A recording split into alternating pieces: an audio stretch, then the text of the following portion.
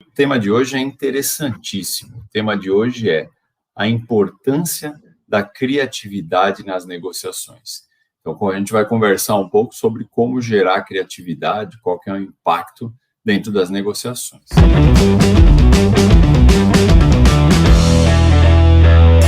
Sejam muito bem-vindos ao projeto Negociador de Alta Performance.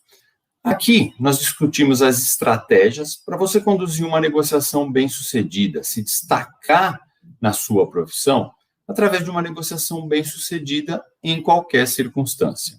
Eu sou Alexandre Cury e o tema de hoje é interessantíssimo. O tema de hoje é a importância da criatividade nas negociações. Então, a gente vai conversar um pouco sobre como gerar criatividade, qual que é o impacto dentro das negociações. Lembrando que esse projeto vai ao ar através de aulas ao vivo, toda quinta-feira às 20 horas. E essas aulas são transmitidas simultaneamente pelo YouTube, Facebook e Instagram. Depois disso, as gravações ficam disponíveis lá nas minhas redes sociais. E os links vocês vão encontrar na descrição aqui desse vídeo. Como é que funciona essa questão de criatividade dentro de uma negociação? Por que a criatividade é importante dentro da negociação? A criatividade, ela está relacionada ao valor que ela pode gerar dentro de uma negociação. Então, para você ter mais resultado em uma negociação, você tem que encontrar formas colaborativas de gerar valor para o outro lado, mas maximizando o que é valor para você, porque senão não adianta.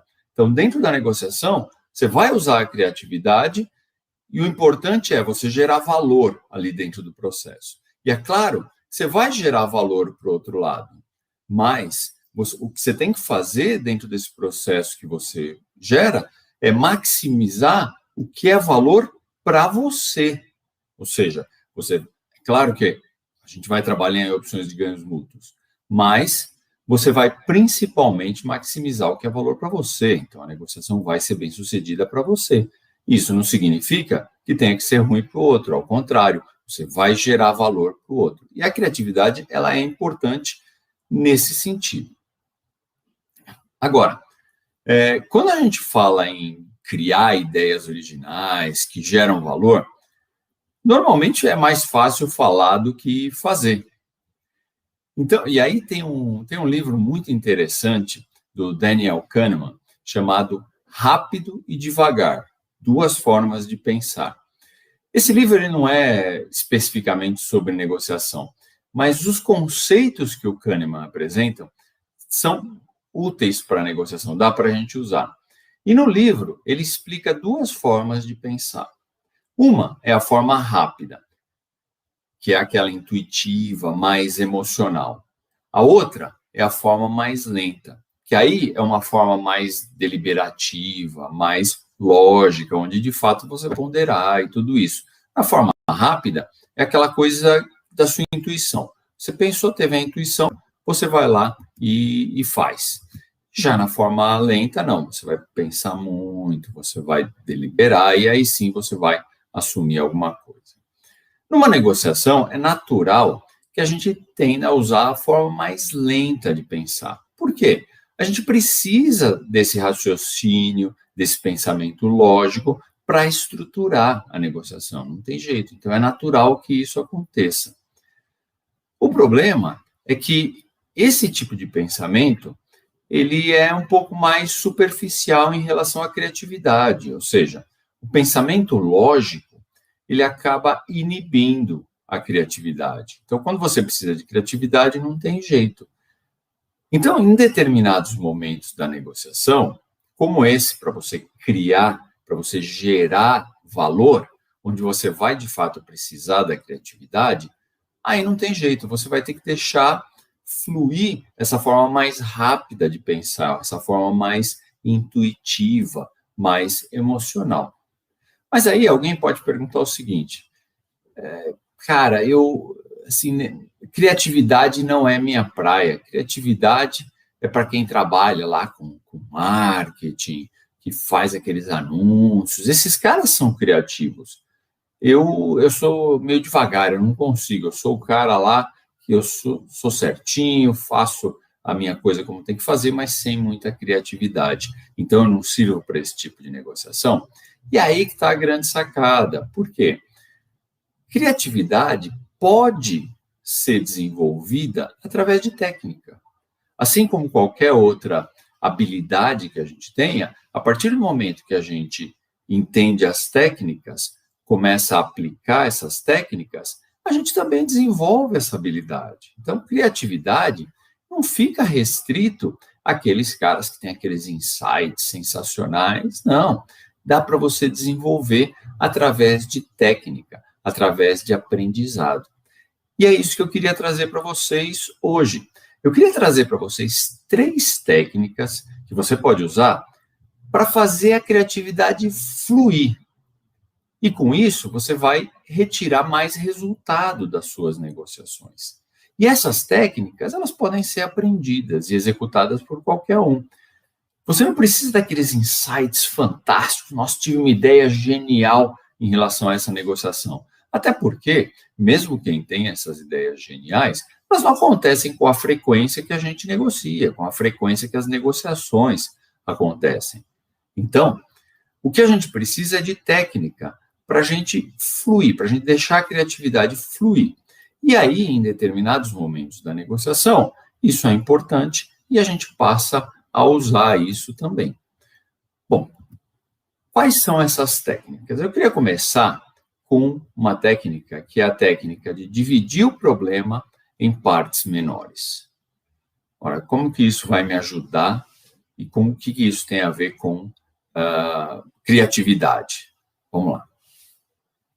A grande maioria das negociações, você imagina que você está discutindo uma questão única. Mas isso é raro. Quase nunca a gente tem uma questão única ali envolvida na negociação. Isso é positivo, isso é excelente. Quanto mais questões a gente tiver, quantos mais itens a gente tiver envolvido na negociação, mais fácil fica de gerar valor para ambas as partes. Por quê? Alguns itens que estão lá em discussão são mais valorizados para mim. E para a outra parte não valoriza tanto. Com isso, eu consigo extrair valor desses itens. Tem os outros casos, alguns outros itens, que são muito mais valorizados pela outra parte. Nesse caso, e nem tanto por mim. Então, nesse caso, a gente consegue gerar valor para outra parte, sem perder nada. Vocês percebem como isso é interessante dentro da negociação? Quando a gente tem vários itens, a gente consegue identificar quais são os que agregam pouco valor para a gente, mas muito para outra parte. Em contrapartida, a gente consegue também identificar os que são de muito valor para nós e que a outra parte poderia ceder sem nenhuma perda. Vamos entender com um exemplo? Vou dar um exemplo que eu acho que vai ficar mais claro. Teve uma ocasião e eu estava negociando a aquisição de um novo produto lá dentro da empresa que eu trabalhava. E aí, quando você olha assim, friamente para isso, de início assim, você vai imaginar que a negociação é de um item só, que é você vai ser nomeado ou não para aquele produto. Você vai ganhar ou não aquele produto. Mas isso não é verdade. Quando você observa essa negociação com um pouco mais de cuidado, você vai ver que tem diversos outros itens que estão envolvidos ali naquele meio. Por exemplo, um item é o preço, que tende a ser o mais natural, o primeiro que a gente pensa, o preço do produto. Vai definir quem vai fornecer. Mas você tem mais, você tem, por exemplo, investimentos em equipamentos ou ferramentais de produção. Você tem lá dentro também um plano de produtividade, que é um plano de redução de custos a médio e longo prazo. Você tem lá também prazo de pagamento, prazo de entrega de peças, de amostras, até o nível de qualidade esperado, as formas de entrega da peça, embalagem do produto. Vocês percebem como aqui, em alguns segundos, eu consegui listar uma série de itens que estão envolvidos dentro daquela negociação. Então, de início, a gente imagina que é um item só. Olha, eu estou negociando ser nomeado ou não. Mas, na verdade, quando a gente olha com mais cuidado, você tem várias outras questões que estão sendo discutidas. E aí, o interessante é, quais dessas questões, elas têm muito valor para mim, mas para o outro lado nem tanto? E quais têm muito valor para o outro lado e para mim nem tanto? Porque se a gente colocar isso tudo num pacote só, a negociação fica complexa, fica difícil chegar num acordo. Isso é o que a maioria das pessoas faz. Trata a negociação como um pacote. E esse pacote é difícil. Por quê? Às vezes, a minha preocupação maior é preço. E a preocupação maior do outro lado é prazo de pagamento. Só que quando está tudo no mesmo pacote, a gente não consegue chegar em um acordo. Então, quando a gente divide a negociação item a item, fica muito mais rápido e mais simples de se chegar a um acordo. Então, o que a gente vai fazer nesse caso? A gente vai analisar item a item. De cada item, a gente tem que identificar o que é valor para mim e o que é valor para outra parte. E aí, dificilmente você vai conseguir pensar numa solução de ganhos mútuos no pacote fechado. Agora, quando você olha item a item, a coisa fica muito mais fácil. Então, no meu caso, preço era um item muito importante para a empresa que eu trabalhava. Então, eu não tinha flexibilidade nenhuma ali, eu precisava daquele preço. E, de fato, a concorrência que o cliente fez na época mostrava que o nosso preço não era o mais baixo, não era o mais barato. Mas esse item era de extremo valor para mim. Então, eu não tinha flexibilidade, eu não podia ceder naquele item. Por outro lado, quando a gente olhava investimentos em equipamentos de produção, isso não era significativo para mim, porque a empresa que eu trabalhava, ela tinha a capacidade de fabricar os equipamentos internamente. Quando você fabrica isso internamente com mão de obra já existente, isso fica muito barato para você. Agora, para o cliente, era extremamente importante. Por quê? O valor que ele desembolsaria no momento de pagar o investimento era um valor muito alto. E ele desembolsar isso tudo de uma vez ia afetar diretamente o fluxo de caixa dele. Percebem? Então, a gente olhou duas questões, 2 itens. O primeiro era preço, que era importante para mim. Claro que era importante para ele, mas para mim tinha uma importância muito grande. E aí, quando a gente olhou o investimento que tinha. E o investimento que tinha, para mim, não era complicado, dava para administrar bem. Para ele, era extremamente importante. E aí, além disso, a gente ainda conseguiria apresentar um projeto de redução de custo bastante agressivo para os 3 primeiros anos de fornecimento. E isso também era extremamente importante para o cliente. Por quê? Para ele ia ter uma performance de preço no produto dele no mercado. Por quê? Começa a reduzir os custos, ele consegue abaixar o preço. E com isso, ele aumenta a competitividade dele e acaba vendendo mais. Então, perceberam? Quando a gente dividiu o assunto em partes, a gente identificou claramente o que era valor para mim, na época, e o que era valor para o outro lado, do lado do meu cliente. Então, no final, ficou mais fácil de você chegar a um acordo. E como é que a gente chegou ao acordo? O preço, a gente fechou um preço até mais alto do que era a nossa meta. Por quê? E isso era extremamente valioso para a empresa que eu trabalhava. Só que para poder fazer isso, a gente acabou tendo que oferecer compensações para o cliente. Quais eram essas compensações? O valor de investimento que a gente tinha era muito competitivo, porque a gente fabricava os equipamentos dentro da própria empresa. Então, ele era muito competitivo. E a gente conseguiu trabalhar num prazo de pagamento maior, o que não era problema para a gente, mas para o cliente, por causa daquela questão de fluxo de caixa, era importantíssimo. Então, isso a gente, sem ter que abrir mão de valor para a gente, sem ter que ceder em coisas que para a gente não eram um custo grande, a gente conseguiu gerar um valor enorme para o cliente. Além disso, a gente apresentou também um plano de produtividade extremamente agressivo nos 3 primeiros anos de fornecimento. E isso não era um problema para a gente. Por quê? A gente já tinha, antes até de considerar esse produto que a gente estava fazendo, a gente já tinha um plano de mudar um dos componentes internos que é no produto, que era fabricado por nós mesmos. E isso a gente ia trocar por um significativamente mais barato. Então, para a gente fazer um plano de redução de preço significativo 3 anos após o fornecimento, não era alguma coisa muito difícil, era uma coisa totalmente factível, a gente já tinha um plano para fazer, a gente não estava abrindo mão de lucratividade. Mas para o cliente era extremamente importante, porque isso ajudava ele a garantir competitividade no mercado da onde ele vendia o produto dele. Percebem? Então, aqui a gente nem vou falar dos outros, a gente acabou discutindo item a item, mas por uma questão de tempo nem vou entrar nos outros. O fato é que o cliente ficou extremamente satisfeito e agradecido por fechar o negócio com a gente. E, ao mesmo tempo, a gente chegou num resultado muito acima da nossa meta inicial. Todo mundo saiu feliz. Então, não tem criatividade que resolva um pacote fechado dessa magnitude, que nem eu falei para vocês.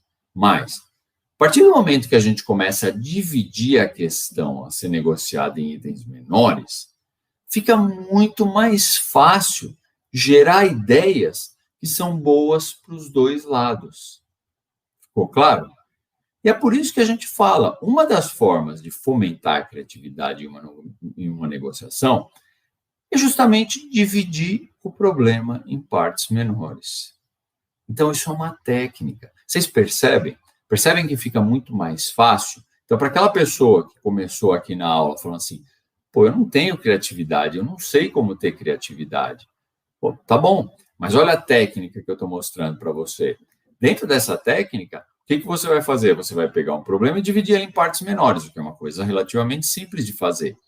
E para cada pedacinho, você vai identificar o que é valor para você, o que é valor para o outro lado e fazer as compensações, ou seja, o que é valor para mim não necessariamente é tão valorizado para o outro lado. Então, ele pode ceder um pouco nessa parte. Para compensar isso, a gente vai entregar para ele alguma coisa que não é tão importante para a gente, mas que para ele é extremamente importante.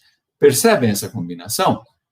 E para isso, você não precisa ser um gênio aí da criatividade, ser uma daquelas pessoas que trabalha com a criatividade propriamente dita, no mundo das artes e tudo isso. Percebem? É uma questão de técnica. Isso que é a beleza da técnica, do aprendizado. A segunda técnica que eu queria dividir com vocês para fazer a criatividade fluir e com isso retirar mais resultado das suas negociações é discutir termos inovadores num acordo. O que eu quero dizer? Mesmo que você divida o problema em partes, é possível que surjam algumas questões em que os dois lados valorizam, mas têm interesses opostos. Então, um bom exemplo disso, quando a gente fala disso, é preço. E fica fácil de identificar, né? Enquanto o vendedor está buscando um preço mais alto, o comprador ele busca conseguir um preço sempre mais baixo. Aí o que acontece? Não tem jeito. Para você resolver isso, você tem que inserir termos diferentes ao acordo, para que você possa chegar a um consenso. Então, no exemplo que eu dei, a gente acabou fazendo isso também. Por quê? Quando a gente aumenta o preço e compensa esse aumento com o valor do investimento e com o plano de produtividade, a gente está fazendo exatamente isso. Você está inserindo na negociação alguns termos diferentes para resolver aquele problema do preço.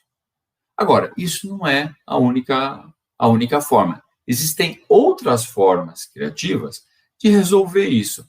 Tem uma história muito interessante que ilustra bem essa questão. Não teve uma ocasião que um fabricante de motores da Fórmula 1 ele queria desenvolver um novo site na internet. Mas não era qualquer site, ele queria especificamente um determinado estúdio lá de design que ficasse em Londres. Ele queria que aquele estúdio desenvolvesse o site. Agora, o estúdio era um estúdio super badalado, então o preço era exorbitante para eles fazerem isso. E o fabricante de motores não tinha orçamento para isso. Então, o que eles fizeram? Você vê que chega num impasse, o cara cobra um valor, eu não tenho esse valor, acabou a negociação, aí que tá, não. O que o fabricante de motor fez? Eles ofereceram ingressos para as próximas corridas de Fórmula 1 como forma de pagamento. O estúdio aceitou de imediato. E foi uma solução que as duas partes ganharam. E aí alguém pode perguntar assim, mas por que o estúdio de design aceitaria esse tipo de acordo? Bom, vamos analisar os benefícios. Para o fabricante de motor, os ingressos saíam de graça. Ele fazia parte daquele time de organização, vamos dizer assim, do evento, e para ele tem direito a uma certa quantidade de ingressos, porque eles são lá da equipe, então eles têm direito. Então, para ele, o custo desses ingressos é zero. Então, para ele, utilizar os ingressos para pagar é uma maravilha, ele não gasta nada e ele recebe alguma coisa em troca. Então, para eles foi um excelente negócio, zero custo e o design do website estava lá. E eles não tinham orçamento. Bom, que é um negócio melhor que esse, para eles ficou maravilhoso. E o estúdio? O estúdio utilizou os ingressos como um bônus para reconhecer a boa performance dos melhores funcionários. Ou seja, aqueles funcionários que iam melhor, e eles queriam premiar, eles davam ingressos para a Fórmula 1. Mais do que isso, o que eles fizeram? Eles tinham alguns grandes clientes, eles usaram os ingressos para paparicar, vamos dizer assim, esses clientes. E com isso você melhora relacionamento, você fideliza o cliente. Agora, se eles tivessem que comprar os ingressos ou algum outro tipo de brinde qualquer, isso ia sair mais caro. Por quê? Os recursos que eles usavam para fazer o website já estavam lá. O custo para eles era relativamente baixo. Então, de novo, um excelente negócio. Por quê? Eles, com um custo muito baixo, conseguiram fazer uma coisa diferenciada para os funcionários e para os clientes. E, ora, se você fideliza o cliente, você está garantindo que você vai ter mais negócios com aquele cliente. Se você trata bem o funcionário, você está garantindo que aqueles funcionários vão performar bem e, consequentemente, trazer negócios para o estúdio. Então, isso para eles era extremamente interessante e o custo era relativamente baixo. Então, percebem como a coisa funciona bem para os dois lados? Tem uma outra coisa nesse sentido que você pode fazer também, que são o que a gente chama de cláusulas de contingência. Cláusula de contingência é um tipo de cláusula que você usa quando existe algum evento ou alguma dúvida sobre o futuro que está impedindo o acordo da negociação. Vamos ver um exemplo que fica mais fácil. Teve uma ocasião que uma negociação minha com o cliente chegou num impasse. Qual que era o problema? O problema estava restrito a um item da negociação, que era o plano futuro de redução de preço. Todos os outros itens a gente já tinha discutido, já tinha fechado e a negociação estava correndo bem, no sentido que ela era uma negociação de ganhos para os dois lados. Só que quando chegou nisso, emperrou. Por que emperrou? O cliente queria um compromisso de redução de preço de 3% ao ano. E isso de olho fechado. Assina um contrato e você vai ter que entregar independente do que aconteça. Só que a nossa restrição, na verdade, não eram nem os 3% em si. Tá? Os 3% era viável. O problema é que, para dar esses 3% de redução de preço, a gente precisava que o cliente honrasse os volumes de produção previstos. E aí o cliente não queria assinar lá, a gente fala assinar com sangue, aqueles volumes. Ele não queria fazer um compromisso formal daqueles volumes. E aí o que a gente fez? A gente usou uma cláusula de contingência para resolver o impasse. Vocês percebem? O impasse, ele não está sendo gerado por uma coisa que a gente está discutindo agora. Como eu disse, os 3% eram aceitáveis. A gente não tinha problema com isso. O problema era futuramente. Por quê? Para poder honrar aqueles 3%, a gente precisava que no futuro a quantidade de peças estabelecida estivesse dentro daquilo que foi planejado. Então, você tem um evento futuro que causa um impasse na tua negociação. Então, a gente usou a cláusula de contingência. Como é que foi essa cláusula? Nós montamos uma tabela com os intervalos de quantidade de produção e o respectivo valor de redução. Eu não vou me lembrar os valores exatamente, mas era mais ou menos uma coisa assim. Por exemplo, se ele produzisse 100 mil unidades, ou abaixo de 100 mil unidades, a redução de preço no ano seguinte seria 1%. Se ele produzisse de 100 a 150 mil unidades, a redução seria de 3%. E se ele produzisse acima de 150 mil unidades, a redução ia ser de 5%. Vocês percebem? Dentro da cláusula, a gente previa uma situação que estava até acima da expectativa do cliente. Mas, para a gente era viável. Não existiria, a gente não precisaria abrir mão da lucratividade. Por quê? Se ele produzisse mais, com relação ao custo, seria basicamente, o custo fixo seria basicamente o mesmo, então a gente conseguiria assumir uma redução de custo maior, sem nenhum tipo de comprometimento da lucratividade em si. Quando a gente fez isso, resolveu o impasse. E aí a gente fechou o acordo. Então, vocês percebem? A cláusula de contingência, ela é interessante. Por quê? Você coloca, e assinamos, tá? Isso aí virou um acordo formal. Então, a cláusula de contingência é interessante porque sempre que você tem um problema no futuro, e ninguém pode prever o futuro, a gente pode, no máximo, estimar a melhor condição que vai acontecer, mas você não pode prever. E aí, o que acontece? Se um evento no futuro está impedindo a tua negociação agora, e é um evento que você nem sabe se vai acontecer, você precisa resolver isso, você precisa tirar da frente. E para fazer isso, vira um impasse, não tem jeito, usa a cláusula de contingência, porque você traz alguma coisa para o agora que garante de alguma forma como vai funcionar o futuro. Então, isso é interessante. E os dois lados saem satisfeitos. Vocês percebem que nessa cláusula, a gente acabou, o cliente tinha uma determinada meta, e nada mais justo do que, se a gente não estava querendo se comprometer com a meta porque a gente acreditou que o volume de peças produzidas talvez não chegasse no planejado, então, se chegasse e ultrapassasse, a gente aumenta. Então, percebem? Acaba sendo bom para todo mundo. Então, mais uma vez, a gente pode dizer que uma das formas de você fomentar a criatividade numa negociação é buscar esses termos inovadores em um acordo, é buscar essas cláusulas de contingência. E isso sim é pensar fora da caixa, isso é importante.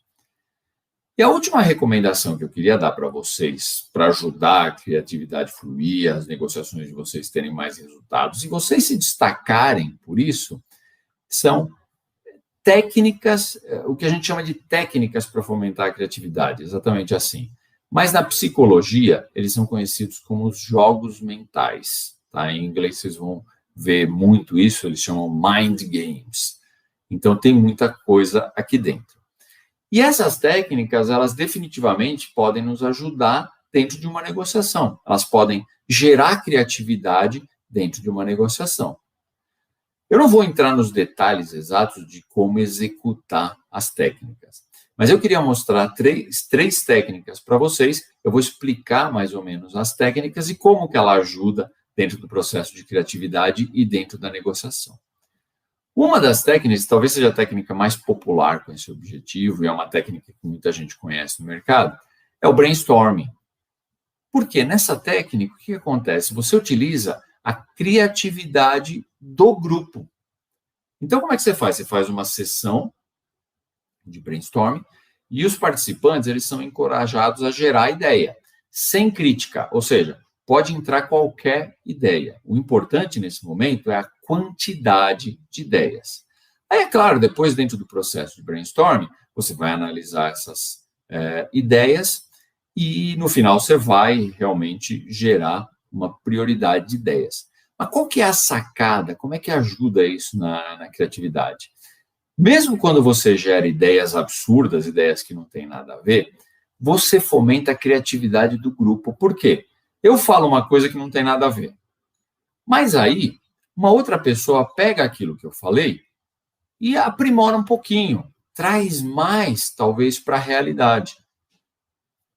A outra pessoa escuta aquilo e vai aprimorando. E isso gera uma bola de neve. Isso é o que a gente chama de aproveitar a criatividade do grupo. Talvez eu não tivesse aquela ideia, mas Quando eu escutei o outro falar, eu precisei aprimorar um pouquinho aquilo que o outro falar para transformar aquilo em uma coisa mais real, mais palpável. E isso é perfeitamente viável. Então, ele funciona, o brainstorming funciona assim, né? A gente até em português às vezes fala, é uma tempestade de ideias. E é isso mesmo, quanto mais ideias, melhor. Então, isso acaba gerando essa criatividade e isso traz valor para a negociação. Por quê? São ideias que você vai precisar usar. Tem um outro exercício que ele chama mapeamento mental, ou em inglês, como a gente também usa muito aqui, é o mind map. O que você faz nessa técnica? Isso é, na verdade, uma forma de associação de palavras, onde os negociadores, eles escrevem o problema, tá? Então, eles pegam um pedaço de papel bem grande, e você vai lá e escreve o problema ali. E aí, todo mundo que está lá dentro da sala começa a escrever. E esse daqui, não necessariamente você precisa fazer com muita gente, você pode fazer até sozinho. Aí o que você faz? Você escreve o problema e aí você começa a escrever outras palavras relacionadas com aquilo no mesmo pedaço de papel. E tudo é relacionado. Então, por exemplo, você fala assim, o problema, qual que é o problema? É o preço.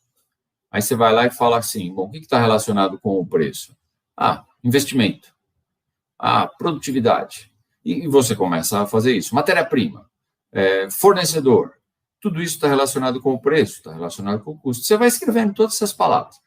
Quando você encher o papel de ideias, por quê? Aí você escreve uma palavra, aí você vai, essa outra palavra que você escreveu vai se relacionar com uma outra, e assim você vai escrevendo. Então, você vai encher o papel de ideia.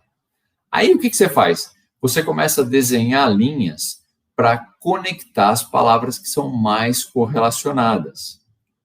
E aí, o que acontece na sua mente? Que isso é legal, por isso que chama mapeamento mental, né? Por isso que chama mind map. Por quê? Você começa a estabelecer ligações entre as palavras. Então, elas estão todas relacionadas a um problema só. Mas aí, como aparecem palavras, e uma palavra dá origem a outra, que dá origem para outra, isso dispara alguns gatilhos criativos para você solucionar problema complicado. Porque você vai chegar numa palavra e falar, puxa, essa palavra me lembrou uma coisa que a gente pode fazer assim, assim, assado. E isso não está relacionado com o problema, mas indiretamente. Então, você acaba olhando as palavras e tendo insights, e com isso você consegue trazer ideias criativas para a solução do problema. E tem mais uma técnica que eu ia passar para vocês, que é uma técnica que chama inversão.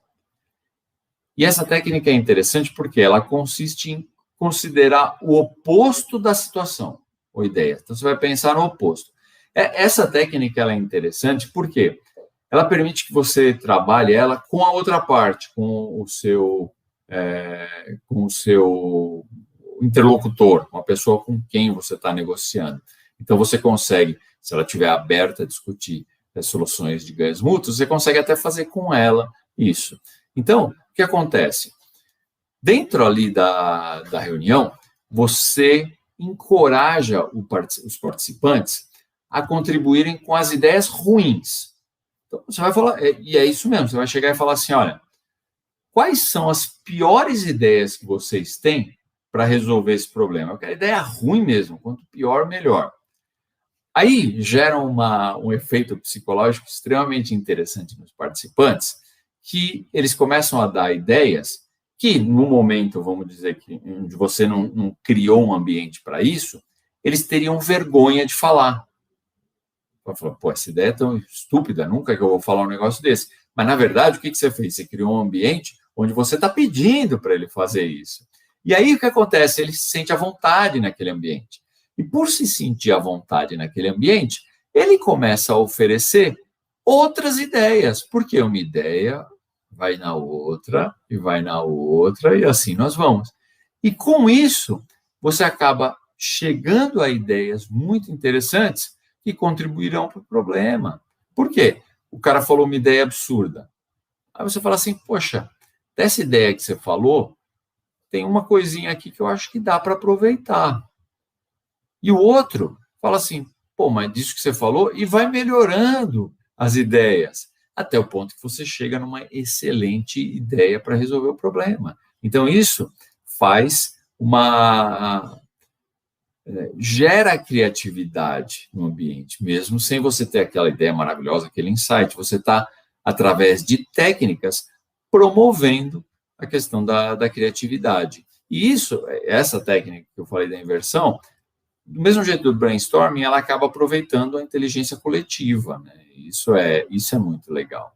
Então, esses jogos mentais, vamos dizer assim, também são uma forma muito interessante de você buscar criatividade na negociação, de você ter técnica para fazer isso. Então, precisa ser alguma coisa que você já tenha como uma característica. Bom, pode ser que alguém pergunte o seguinte, olha, principalmente nessa questão da inversão, eu vou estar com a outra parte, eu vou estar com o meu interlocutor. E aí eu começo a dividir informação, compartilhar informação, e será que eu deveria compartilhar toda a informação que eu tenho? E esse é um cuidado que a gente tem que tomar. Por quê? Muitas vezes, a gente está tratando informações confidenciais dentro da negociação. E não é estratégico você compartilhar essas informações, você não pode. Agora, quando a gente compartilha informações, o que a gente está buscando, na verdade? A gente está buscando reciprocidade. Ou seja, a gente contribui, a gente compartilha alguma coisa e a expectativa é que o nosso interlocutor também compartilhe. E assim como outros gatilhos mentais, isso acontece de uma forma natural, subconsciente. Então, ele vai de fato compartilhar com você porque você está compartilhando. Então, é a reciprocidade. E aí, dentro da reciprocidade, o que seria interessante a gente compartilhar? Bom, em primeiro lugar, informações sobre interesses, sobre necessidades e desejos. Então, esses são os nossos interesses. É interessante ficar claro, por outro lado, quais são os nossos interesses reais dentro da negociação. Por quê? Quando a gente faz isso, pela técnica da reciprocidade, ele também vai compartilhar interesses da parte dele. E quando a gente tem os interesses dos dois lados, isso ajuda demais a gente a levantar alternativas de ganhos mútuos. Então, o cuidado assim, compartilhar nossos interesses não significa compartilhar os nossos limites de negociação. A gente precisa fazer isso, mostrar, mas talvez sem entrar em números, sem mostrar claramente esse limite, mostrar o que é importante para a gente. Um outro tipo de informação que é interessante a gente compartilhar são informações sobre as alternativas de ganhos mútuos. Por quê? A gente precisa envolver o nosso interlocutor nessas alternativas. Então, isso aí é muito legal de compartilhar. O efeito de reciprocidade que tem quando você compartilha esse tipo de informação é que o outro lado percebe que você está se esforçando para buscar alternativas que não visam só o seu lado, você só não está olhando só o seu lado, você não está tentando transferir para ele um problema. Na verdade, você está buscando alternativas em que você quer resolver o problema e que ele também é beneficiado. E aí o que acontece? Isso gera nele uma tendência de também querer fazer a parte dele, ou seja, se esforçar para ajudar a atender os teus interesses. O outro tipo de informação que é legal compartilhar são as compensações, a gente falou um pouquinho disso. Mas é uma parte dos ganhos mútuos mostrar que existem compensações para as alternativas levantadas, ou seja, eu ganho dessa forma, mas, por outro lado, eu estou fazendo uma concessão aqui, uma compensação, que vai fazer com que você ganhe aqui desse outro lado. O efeito é que, quando a gente começa, o efeito de reciprocidade, é que quando o teu interlocutor percebe isso, ele também vai buscar compensações nas propostas dele. Então, quando ele faz uma proposta, ele vai falar, olha, mas para compensar isso, você vai ter aquilo. Então, vira uma forma de compensar. Então, você utiliza, através desse compartilhamento de informações, justamente vamos dizer, a reciprocidade e a geração de alternativas do outro lado também. Bom, pessoal, eu queria então agora abrir para dúvidas que vocês tenham. Enquanto vocês vão colocando as suas dúvidas aí, eu vou colocar aqui o carregador no meu celular, senão eu vou ficar sem bateria e vou desligar o pessoal do Instagram antes de terminar a live. Vão colocando aí no chat, fiquem à vontade, e enquanto isso eu coloco aqui. Vamos lá, então, o que vocês tiverem de dúvida, vamos colocando aí que eu vou responder em relação a esse assunto. Esse assunto é um assunto muito interessante, muito curioso. Então, acaba que desperta a curiosidade de todo mundo. Bom, estou vendo aqui, temos alguns boa noites no YouTube, no Facebook, no Instagram também não temos nada, então vamos lá. Vamos partir para o nosso encerramento. Eu queria falar um pouco agora, eu queria mencionar algumas coisas que eu sou muito fã dele. O Daniel Goleman, ele nos diz o seguinte: o ato da inovação é um processo tanto cognitivo quanto emocional. Isso significa que a criatividade ela pode sim ser desenvolvida. Não é um privilégio de algumas pessoas que nasceram com essas características. E não sou eu que estou falando, é o Daniel Goleman. E, poxa, para entender mais dessa parte psicológica do que ele é difícil, ele é fantástico. Então, à medida que a gente busca conhecer as técnicas, do jeito que eu apresentei para vocês aqui hoje, utilizando essas técnicas, praticando, isso vai levar vocês a uma condição extremamente alta de criatividade dentro da negociação. Tem uma outra coisa que o Goleman fala, que é o seguinte: a base emocional do inovador no trabalho está em sentir prazer na originalidade. E isso é muito legal, porque o que vai acontecer? À medida que vocês conseguem fechar negociações com saídas criativas, com resultados excelentes, vocês vão começar a sentir prazer com isso. E sentindo prazer com isso, vocês vão ter a tendência de repetir, de fazer mais. E isso começa a fazer parte da sua rotina, fica automático para você. Então, quanto mais fizer, mais você vai querer fazer. E isso vai te destacar profissionalmente e vai fazer toda a diferença na sua carreira. E você vai fazer isso com prazer. Isso que é o fantástico. E esse foi mais um episódio do programa Negociador de Alta Performance. Eu sou Alexandre Cury e a gente se vê na semana que vem. Não esquece, quinta-feira, às 20 horas. E se você quiser ver os outros episódios desse projeto, é só acessar o meu canal no YouTube, no Instagram e no Facebook.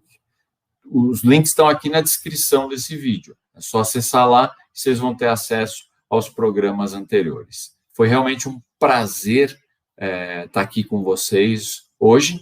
Eu espero que vocês tenham gostado e podem deixar as dúvidas, os comentários nas minhas redes sociais. Ok? Obrigado e até semana que vem.